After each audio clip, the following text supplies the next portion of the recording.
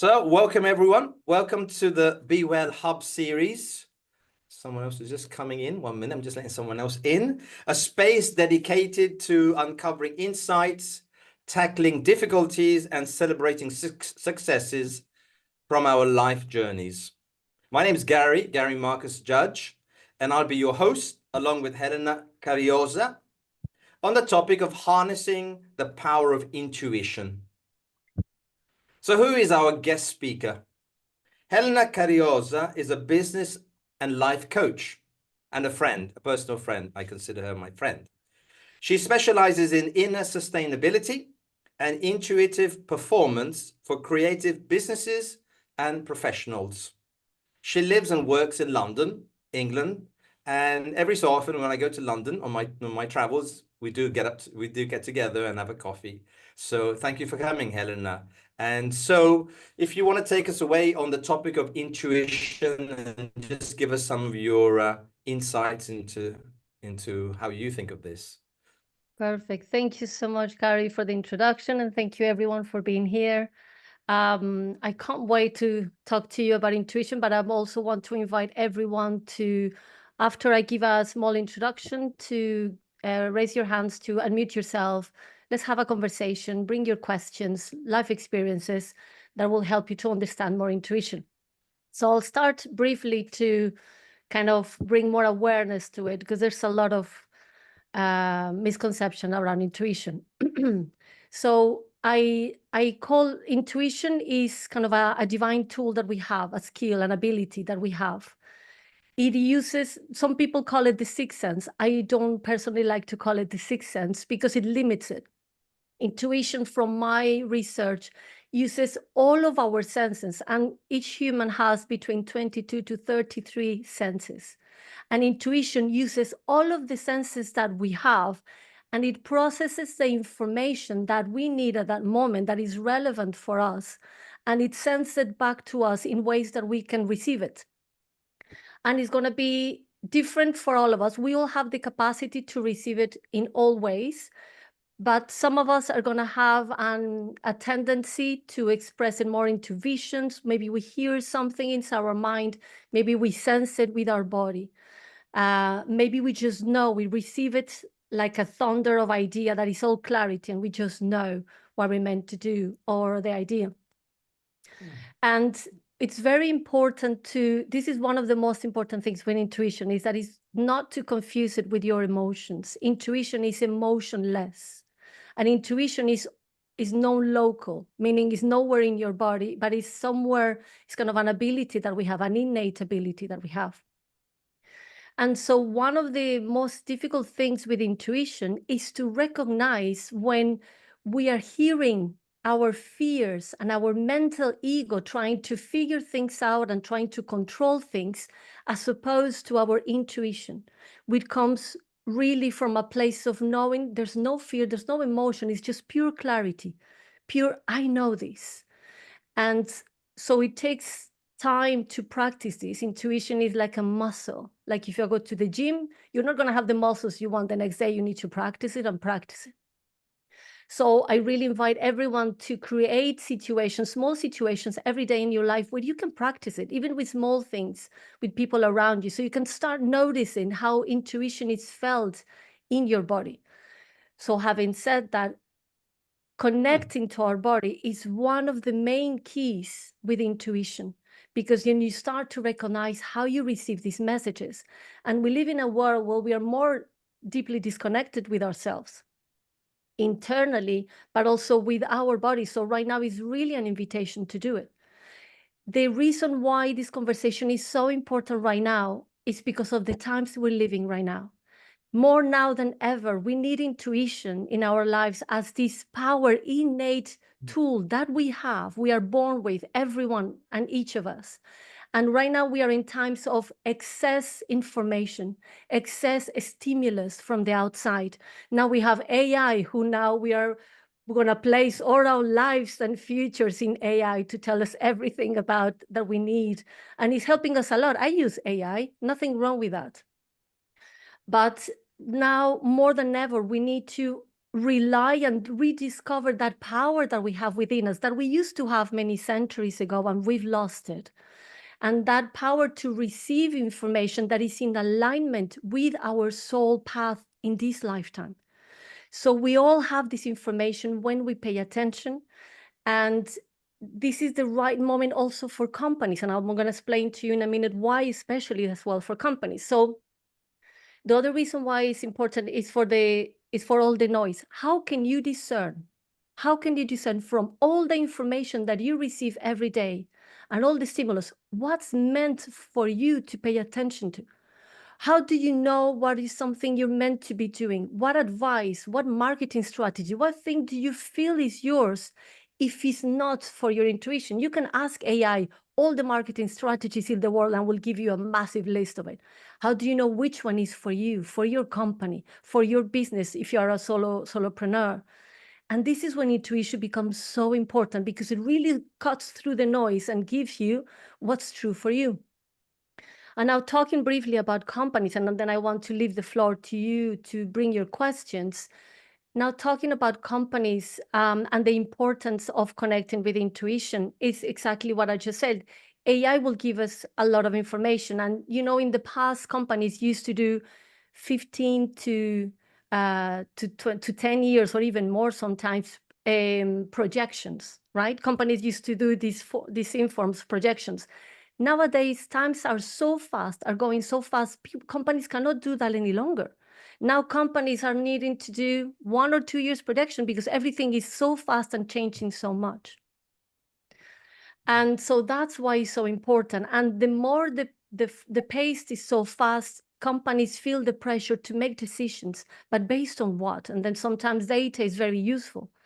And we can rely on some things on data, but because the trends are going so much and we are attuned to what's going on outside of us, we need also to start employing people that have that ability to intuitively sense the trends that are coming in whatever business that is. And so that's why intuition, if we start applying it more into companies, companies will start to, instead of developing themselves comparing with other companies, right? You know, there's a lot of companies that do things in base of their competition rather than doing it from their authenticity of their own product and their own customers, which there is a component of intuition there to help us. And so that's really important. And then I also talk about inner sustainability, which we're not going to be able to cover today because it's a massive topic. But sustainability, we know the conversation. We hear it all the time.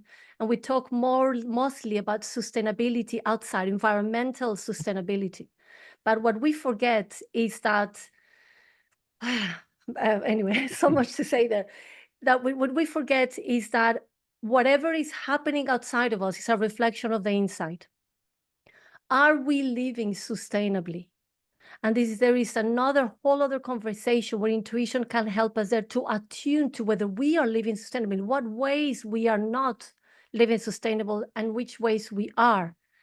That intuitive connection is completely connected to Earth because it's a natural thing that is innate in us. Just like animals, when they're bored, they don't go to, like a spider. It doesn't go to spider school to learn how to do the spider web. It just knows. And it's the same for us with intuition. We are born with it. We just know, and we're connected to nature. The earth has, for me, in my opinion, unlimited resources. But if we live unsustainably, without listening to our own personal and human cycles and respecting nature cycles, that we get with our intuition, this rhythm of Earth, this rhythm of our human, then that's why we're living in such a way that we're creating this problem of sustainability. But it's not Earth's problem. It's ours to solve between ourselves with the help of intuition. It's a big component in that conversation. So this is an introduction on intuition. And I really want to invite everyone to bring your questions, your comments, maybe personal situations. I can also share later on an example for one of my clients where she had the difference between responding to having an answer that made her feel calm, that calmed her ego, from an answer from intuition. So I can share that later on. So anyone has a question or a comment? Well, great introduction, Helena. I think you've put a lot on the table. I think we're all looking at thinking that where can we start with? I mean, I don't know if you guys, but I'm writing things down. So I've got a pen and paper here. So I don't want to. I don't know. Anne, would you like you got some thoughts on this? Maybe a question or an insight to what Helena is just Yeah, introduced? I would love to hear your journey to get to this point where you realized the value and wanted to share it. Like what were you doing before, or how did you come to this place of knowing that this was something that we all need and I need to share it? I need to share this gift I have with other people. Okay, thank you, Anne, for that lovely question. Wow. And I had goosebumps as I was listening to your question, because it connects to another big topic that I like to talk about, which is called the flow of life. Again, we won't have time to dive into that. It's a huge topic. Within that intuitive knowing that we have, without knowing, we know we're meant to be connected to something. We're meant to be these intuitive beings, right? And I didn't know I was connected to my intuition at all. But I've been using it just like you. I've been using it all my life in different situations. But then once I met someone that was psychic, and that person said he had a lot of intuitive abilities, psychic abilities. And that person said to me, "You are extremely intuitive." And I was like, "You don't know what you're talking about. What are you saying?" And through a long conversation and realizing that although intuition can be consciously practiced and we can make the decision to, I want to develop my intuition. There are schools where you can go and develop your intuitive abilities. But I was suddenly aware that I've been listening more to my guidance of when things feel in alignment, when things feel good for me, right? And I've been listening. I am more clairaudient, but I also feel I'm claircognizant, clairsentient, will all of them. But I was starting to then realize that I was listening to this all the time, and I was feeling guided. With a lot of the people that I talk and my clients, whenever there's a situation that goes wrong and doesn't go the right way, every time we are able to arrive to that moment at the beginning when they said, "You know what? I did felt I shouldn't do it. I did felt I shouldn't go. I did felt I shouldn't da da da da da." There's always that moment. And in my particular case, I've always also made mistakes in life, certainly, especially all of them stem from fear. I was able to trace that too. But I was able to always listening to this. And another important component with intuition that I want everyone to also remember is discernment. Discernment is a great component in intuition, because here we learn to discern what comes from our fear, what comes from our ego mind, what comes from my conditioning from growing up of you should do this, you should go to this school, you should do this career, you should marry this person. All these shoes, all that conditioning, when we learn to discern what feels right for me, even if I have to go against my family, against my friends, my society, my culture. And I've always been a rebel in that sense.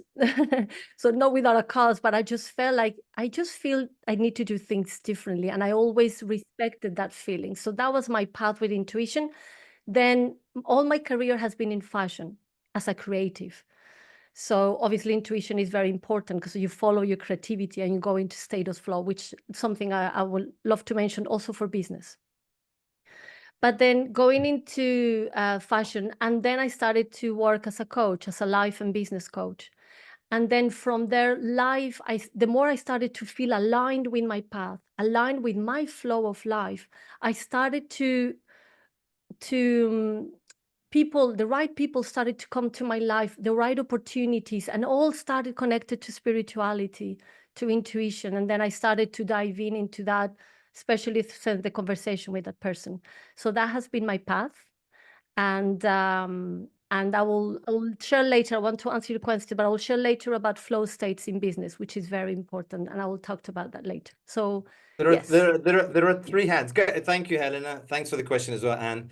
I just got a quick question, and then I'll pass it on to Steve, and then on to Adnel as well. My question was, you said sometimes that we override our intuition. So something tells us not to do it or to do it, but we still go ahead and do it.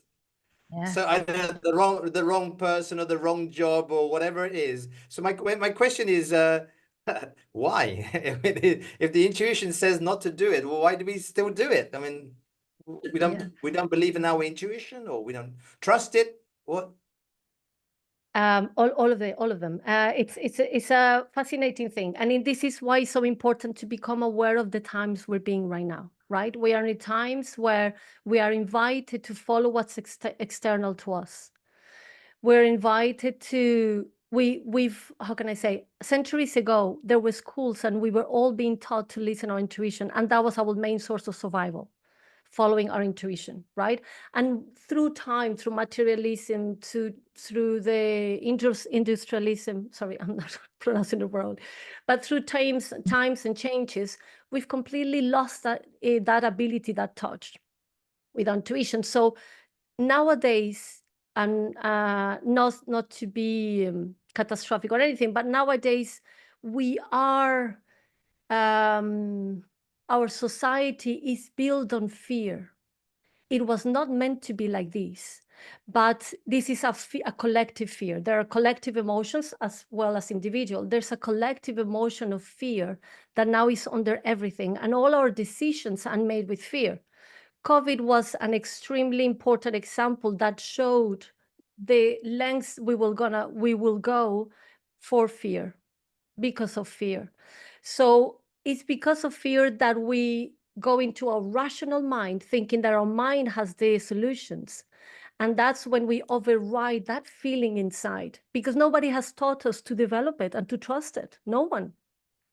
So everybody has said, trust the knowledge, go to school, study. Everything has been about knowledge, but we've forgotten wisdom. And wisdom comes through our intuition. And so that's why we override it, because we are following our mind instead of following our heart. But the moment you start to attune yourself to your heart and to your gut, which is the same thing, we all receive information through all our body, then immediately you're going to start following the right advice. Bear in mind that a lot of the times we override intuition is because intuition asks us to do things that are really out of our comfort zone. Or like I said, or really out of the norm. And so we're like, no, I want to be safe. I don't want to be rejected, and we stay in that comfort zone, right? Of what we know. So that's why we override it. Okay, thank you, Helena.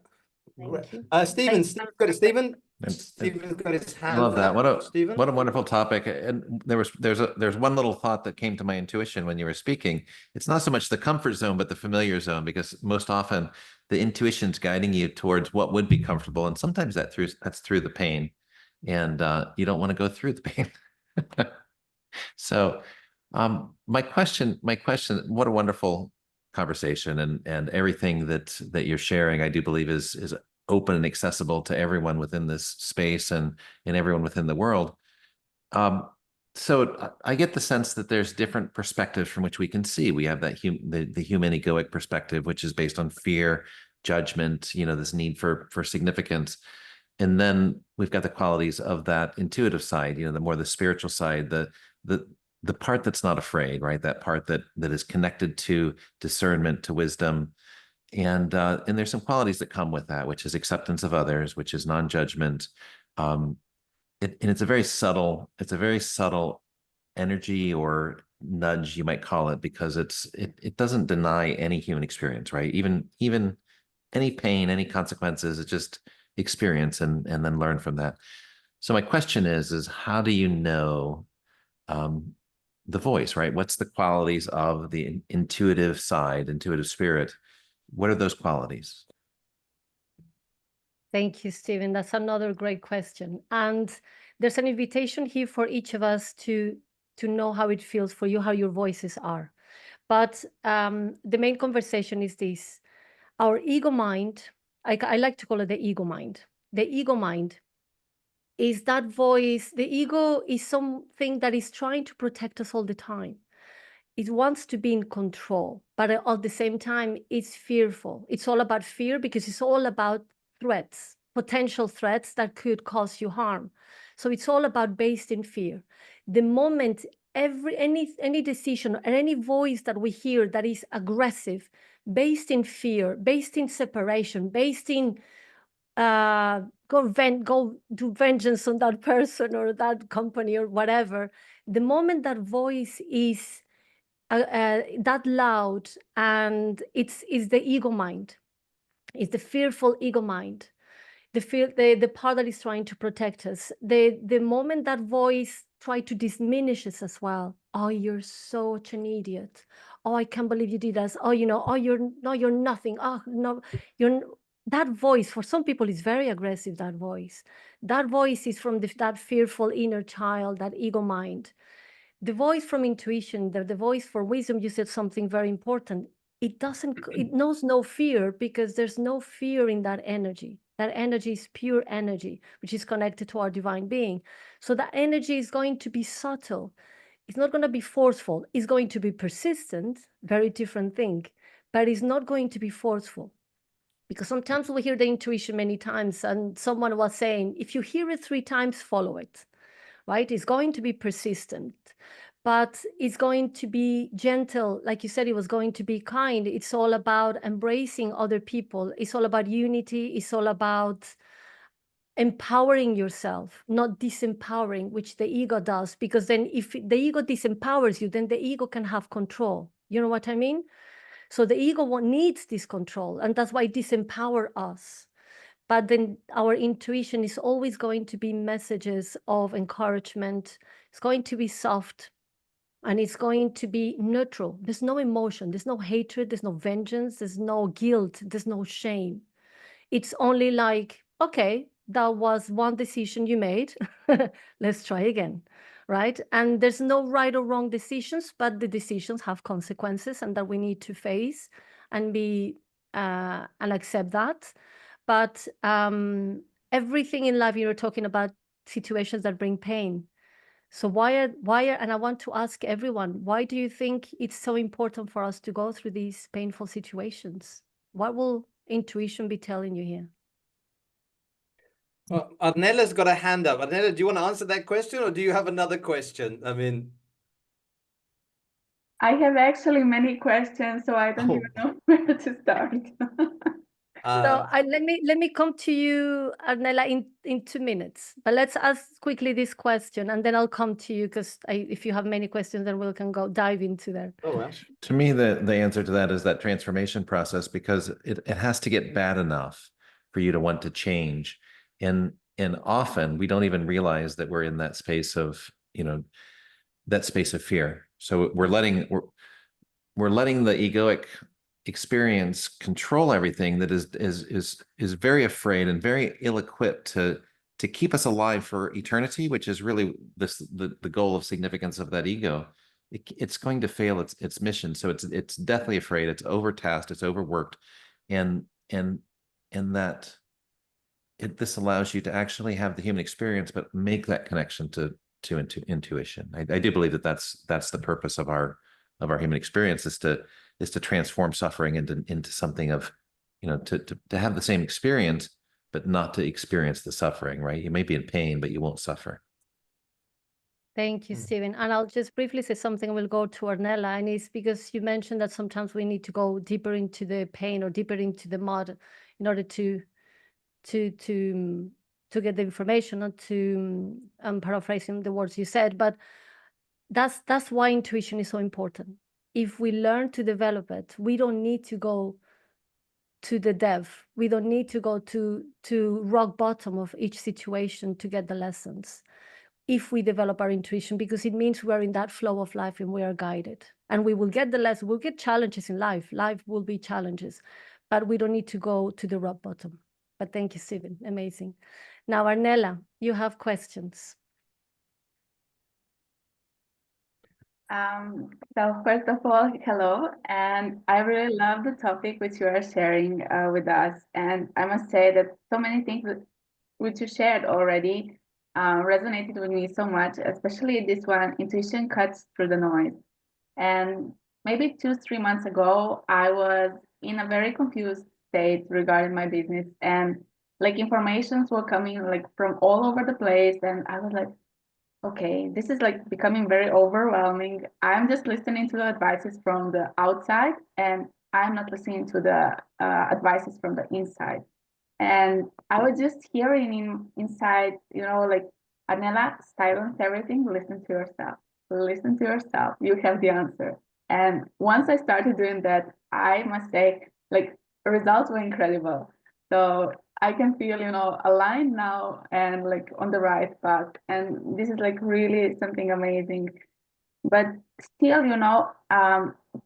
around 10 years ago, maybe I was able, I don't know if that's intuition or it's something even more than that, but I was able to predict the moments that even like I could see like what is going to happen, but I didn't know exactly how, in what way, but I was predicting like something bad will happen. So I don't know if that is intuition or not, but when it happened, it freaked me out. And especially because those moments starting like repeating in different situations. And I was like, okay, what's wrong with me? So I really didn't know, like, is this something like a special gift? Is it intuition or what's going on? Like, maybe if you have an answer to this question, and then I can ask what else. Yeah, so that's a very good question. So when we think about intuition, where does the information come from? Any ideas? I don't know. Lily, go for it. Our gut, maybe. Where, any other answer? I'm very spiritual, so I say the universe and like our connection with source and like our heart and what's important to us, whether we know it consciously or not. So just the answer to that one. But Okay. maybe Anybody? I would say it's also the language of our soul. So Right. So all of these, yes. And Matthew, the gut, yes, the gut is kind of the conduit for us to receive that information. We have so many neurons in our gut. It receives so much information, it processes. So it's definitely a conduit.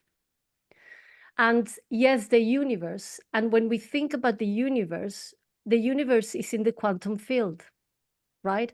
So when we think about the quantum field, we're talking about in so much space and so much information that we cannot really process. The other day I was talking to another group that I am. If we were to suddenly have all the information, our brain will just explode. There's so much out there, so much information. It's in the quantum field. So connected to your question, Arnella, intuition is gathering the information that is in the quantum field, but the quantum field is around us, but it's also inside of us. Each of our cells is mostly space. We are filled with space. As I see ourselves like a giant hard drive. We have so much information. So we have the ability to sense the energy that is coming towards us. Some say that there are many paths, many realities, kind of many outcomes, and we can sometimes tap into one that is going to happen. So we can have that ability. You can start developing that ability, Arnella, and that's definitely intuition, because intuition helped you decode that energy that you were reading. So it gave you the information of that energy, because the energy is all around us. And so whatever we receive as intuition is actually that information that is in the quantum field, also connected to the universe, of course, because it's all part of the quantum field, where there's no time and space. Everything is just there. So all the information is just there. So when we practice intuition, we can literally just set up the intention, I want to receive this information. When we really believe it and the intention is really strong, we can get any information that we need at any time that we need. And I can share later some small methods that you guys can do to practice this. So does that answer your question, Arnella? So Yeah. Yes, that was very helpful. I've got a message from Steve in the chat, Helena. Let me have a look. Well, Steve that was just related to before. I was saying that your answer is perfect. I really enjoyed that. It's where did the consciousness come from? It's everything that you said. Perfect. Thank you.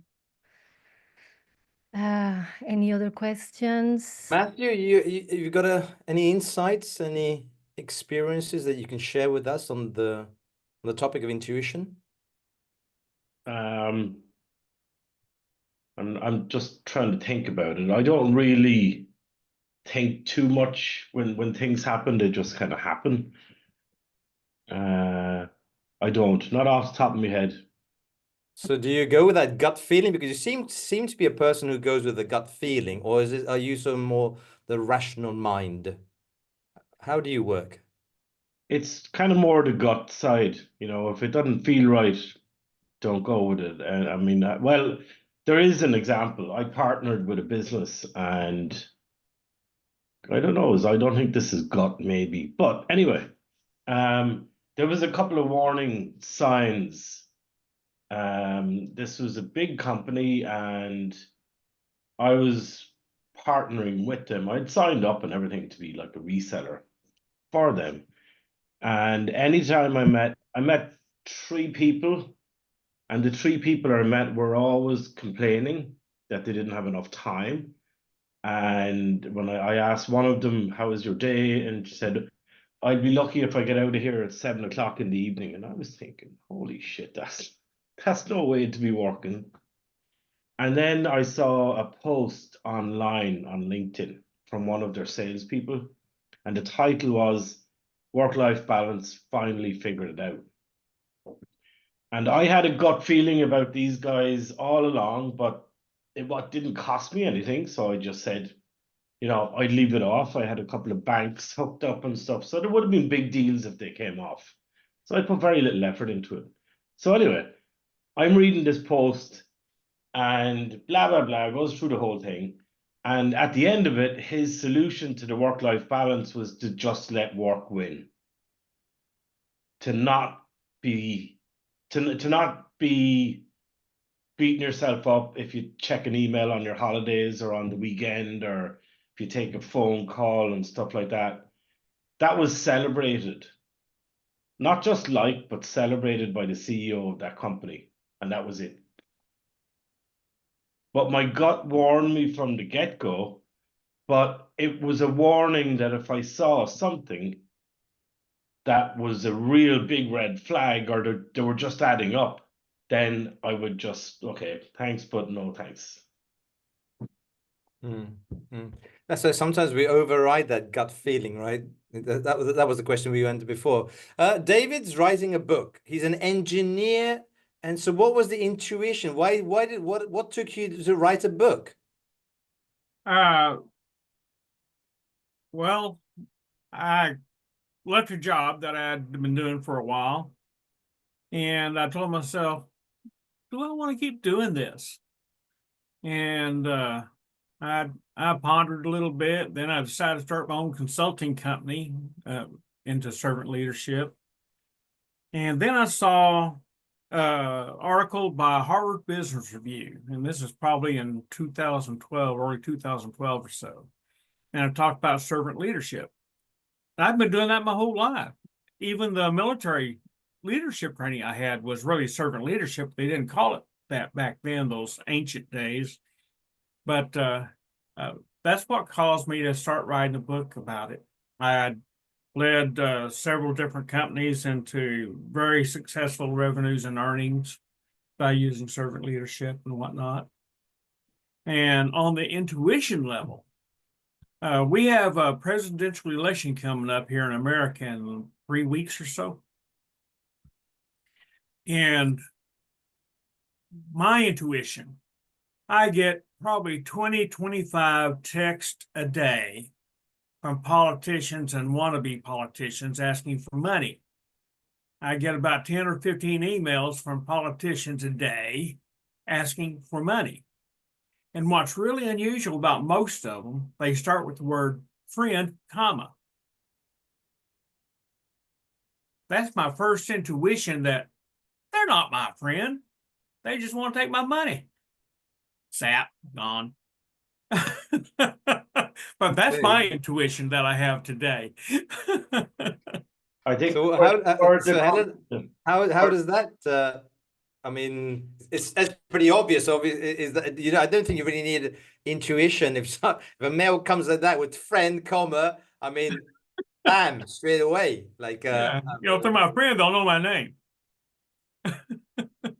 Put that in the subject, dear Stephen or whatever. There was also a way of actually getting emails to people by putting their name in the subject of the email, and so people actually read it. Yes.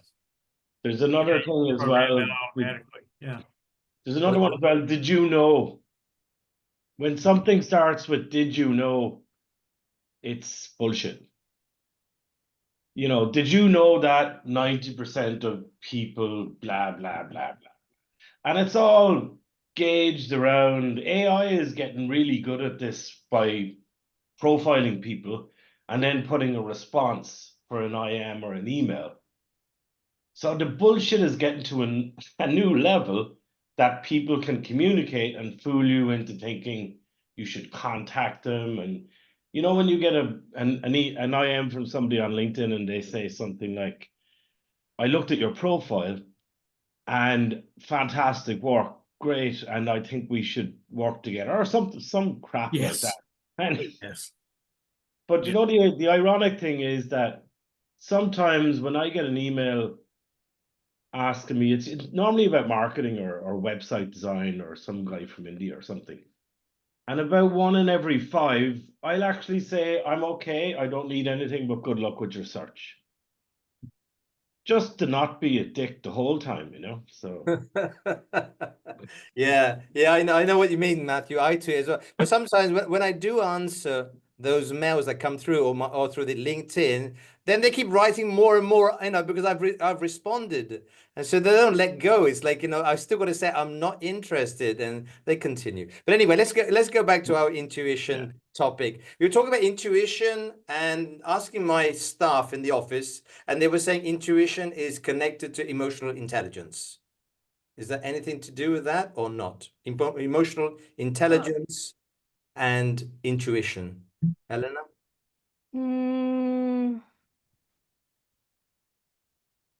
I don't know. Anyone else? I will say that, intuition can be helpful for us to develop our emotional intelligence. As I mentioned before, intuition is emotionless, right? It's just pure information. But we can all, it's very good to develop our emotional intelligence, and let's say intuition can help us do that as a tool. Yeah. Anne, you've put something in. Is there a message in the chat from Anne? Yes, I just didn't know. I have to go at a little before noon. I didn't know whether Helena would have time to talk about the case study with the client and how she worked with her. I was really curious to hear about that. Yes. So, this was a client who had been trying to buy a house for probably 2 decades or a bit more with her partner. She was in her 70s. But obviously through the coaching process, we discovered the house was attached to more things than that. But she had to place a bid on the house, and there were other people placing a bid on the house.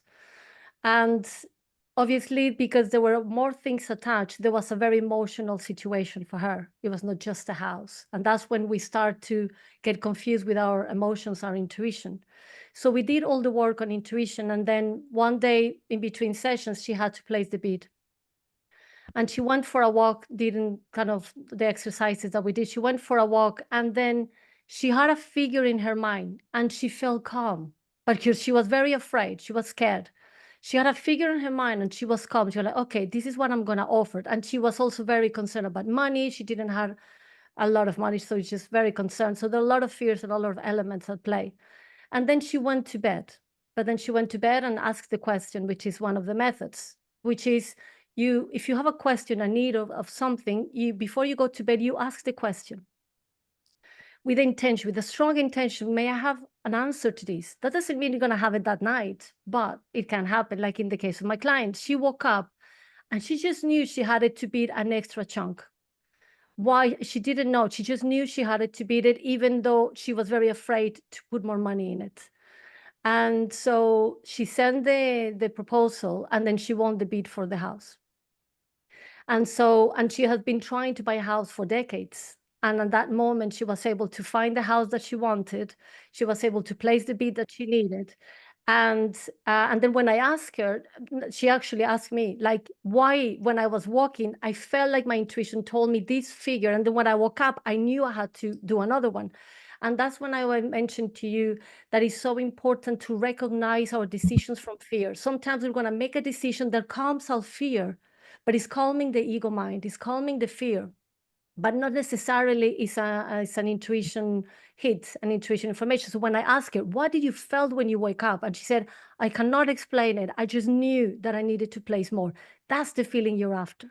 That exactly feeling of, I just know, makes no sense. I'm afraid. She was not afraid. She just knew she had to do it. So that was an example of discerning from calming the ego and the fear and having an intuitive impulse, an intuitive message to say, go for it, place more. Yeah. Matthew's got his hand up. Thank you, Anne. It was around the emotional intelligence thing and the intuition and the gut and stuff like that. And I think there is a connection between them. And I like, coming from a sales and a business background, you have to be super intuitive to spot opportunities and not to walk past them. Now, I've seen people in positions that they should have been a little bit more intelligent, but they missed a lot of opportunities because they weren't clicked on. They weren't, you know, being aware that there's a deal here. This person needs my help, but you don't see it. So that combined with your intuition, I think it's powerful from the point of view of, well, selling anyway, but we're all selling something. So, yes. Sorry, go for it. Yeah. So I was trying to reframe what Matthew said. So I've understood that. Are you sort of connecting smart and clever to your intuitive self? Is that what you're saying, Matthew? It's kind of a comment around that, because I see it in the sales world where some people will pick up on an opportunity, whereas other people will just miss it. And I suppose my question is that a combination of intelligence, emotional intelligence, intuition, gut, all kind of working together when you are that person that doesn't miss that there's a deal to be made in a sales situation? Just an example, that's all. Something came up, and I don't know whether this would be helpful or not, but my thought is if someone is connected to their intuition, they're in that place of peace. And we all know that when someone is selling, that we pick up on the energetic state that they're in. So if someone is in a state of fear or need or lack, or it puts pressure, and it's actually, I think it actually separates you from somebody that's trying to offer you something, because a true salesman will probably not even talk about their product until they get to know you. They want to know what your needs are, who you are. So it's, you know, if you're intuitive, I think you're more into that space. But if you're in your fear, you're going to project that fear, and that's conveyable as well. I do believe that there is a sense of calm that comes when someone is in their intuitive space, because they don't need anything. Even if they're destitute and poor, they're still full of they just know that anything that they need will be there, and they can manage however it is. So that's my thought. Any thoughts on that? Yes, that's totally correct. And that's why intuition, let's say, it's important also in business, because when we are performing from an intuitive place, doesn't come from a place of forcefulness or a place of fake, because I just learned my lines and I'm just repeating my lines. But there's an intuitive process there when connecting, and that is our energy, as you were talking about, our energy just sends another type of information, right? And obviously, the way you were talking actually does connect, in the way you were saying, connect to emotional intelligence, of being calm and kind of, trusting in whatever capability I have. I trust that, things will go well, whatever happens. That is emotional intelligence as well, right? But then there is also the intelligence IQ and what we learn in business. Are you a business savvy? That is, it uses intuition, but there is just knowledge that is just pure knowledge that you just learn business. And there's some people that are really good at what they do because they're meant to be doing that. And so what happens also is that sometimes, a lot of times, people end up in jobs that they are not meant to be doing because they're not following their intuition of what they're meant to be doing. There's a lot of I've worked with companies when they just put anybody in the sales position, just anybody. And it's like, hang on, it's important to find a pure blood salesperson that they're meant to do that, right? Because they will not only combine knowledge, but they'll also combine that intuitive drive. That intuition will flow through them because they're meant to be doing that. So intuition really important to guide people into the right jobs. It helps companies in order to employ people, to put them in the right position within the company, right? So a lot of the times the company might not be performing, or the team might not be performing because some people are doing jobs that they're not meant to be doing. Maybe some people say yes because they want a job, they need a check at the end of the month. I get it. We need to pay bills. But it's very important then to connect to ourselves. What am I meant to be doing here? Intuition guide us there. And companies can hire people that can have that intuitive, recruiters. Recruiters, if you hire someone from what they bring in your CV, for me, that's not the ideal recruiter. They need to feel the person as well. They need to feel that what is on the page connects with the person. And there comes a lot of, there is an intuitive ability there to sense the person. Yeah, that is the right fit for the energy of the company. There's the right fit for the role. And so using intuition in this way is very, very useful as well in companies. Yeah. No, I just reflecting on that intuition. Is the intuition is maybe the key to, or it's like the entrance, but then there's a lot of work to be done after that as well. We don't want to fake ourselves in thinking that once we've actually, the intuition has said it's the right thing, that's enough. I mean, the intuition says, yes, okay, this is in line with what you're feeling, go for it. But then the work really starts as well. So I think that's also important to keep that in mind. Yes. David, you got an insight there? You got something? Yeah, I actually have a chapter on this in my book. And one of the things that made me successful is I hired differently from most people. Most people, they get a resume, and on the resume it says, this was my responsibility, this was my responsibility. Next business, this was my responsibility, this was my responsibility. And it doesn't tell you anything. And too many HR groups and too many bad bosses hire based on tenure. If someone has 20 years experience of what you're trying to hire, it could be good experience or it could be bad experience. You don't know what you're going to get until you get down there and talk with them correctly. And you have to ask the right type questions to get the right type of answers for you know if you're hiring the right person or not. And a lot of times it's not even questions. One of the things we did that I changed is we always interviewed people in a boardroom, and we had like 3 different whiteboards there, and we had different things up there for them to do or test, which weren't questions. One thing would be, how would you dimension this one particular part? Simple thing. That could actually be dimensioned 3 different ways. And we'd show 2 of them, we'd give them another one, they could do it the way they want to. But the question we were looking for is, how was that part supposed to be used? Because that told you how each part fit together. You had to know that information to know how to tolerance it correctly. And so it's just going through a whole different process of finding people and asking the correct questions to find what you're looking for. And, you know, a lot of times it just takes a little intuition on the manager's part to figure out how am I going to test for that. But you got to do it. Otherwise, you're going to get someone that's been doing it for the last 20 years wrong. Thank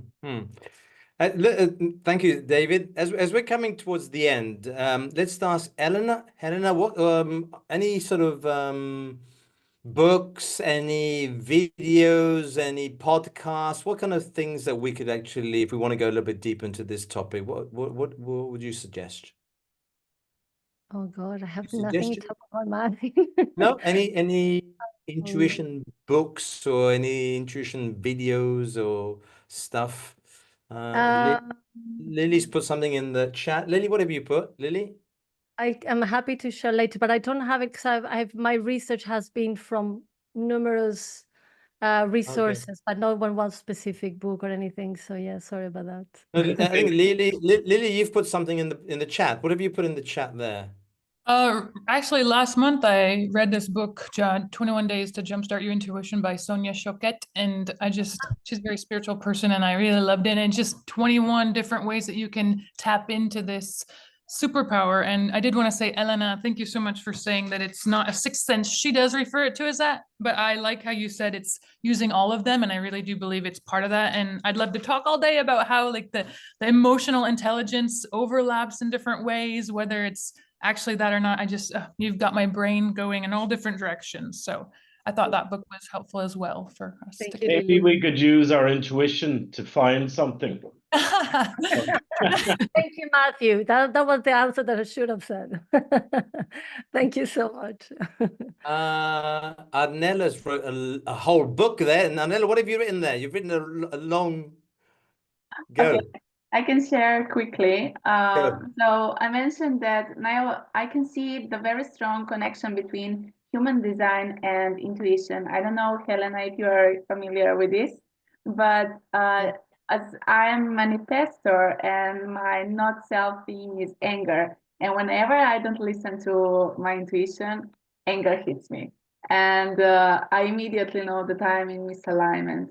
And I cannot tell, like, I really recommend everyone who is not familiar with their human design type to discover and also to adjust their business model around that, because it's game changer for real. Yeah. Thank you, Arnella. That's another rabbit hole. Human design is fascinating. And like Arnella, I also recommend you just type human design and then you will find a chart and you can find which design are you. So manifestor is a very interesting one. And definitely you guys go into anger when you don't follow it. Absolutely. And the human design, there's a strong connection because human design actually talks about how to recognize those intuitive hits within you. Yeah, so you can follow and honor your design to make decisions on your marketing, your business, how to find partners, everything, how to eat the right foods, how to sleep. But you know, whenever the more I'm dive into my human design. I've completely changed my life according to my human design. And the more I align to it, I can feel my intuition and my body responding well to that. You know, and I can sense myself and I'm more in tune with my body. And the more attuned we are with our body, the better we can decode the information from intuition, right? Which uses our senses, all of them. So thank you for bringing that topic in. It's very important. Yes. Amazing. Listen, as we're coming to the end, any other insights, questions before we wrap up? Thank you for being here, all of you. There's so many of us, really good. We need more time, says Lily, but I know then we'll have people dropping off, like, you know, every so, like if you keep it for an hour and a half, we drop off. So I try to close up in the hour. So Helena, thank you very much for coming here. It's been a great topic, great talk. I think we all enjoyed it. Thank you all for your time, and hopefully you're all taking something away from here. And I'll see you maybe next week at the BEwell Tuesday, 5 to 6 p.m. Thank you, everyone. Good. Lovely Take care. questions. Yeah. Thank you, Helena. Take care. Bye. Have a good Bye-bye. day, everyone. Bye. Thank you. Bye.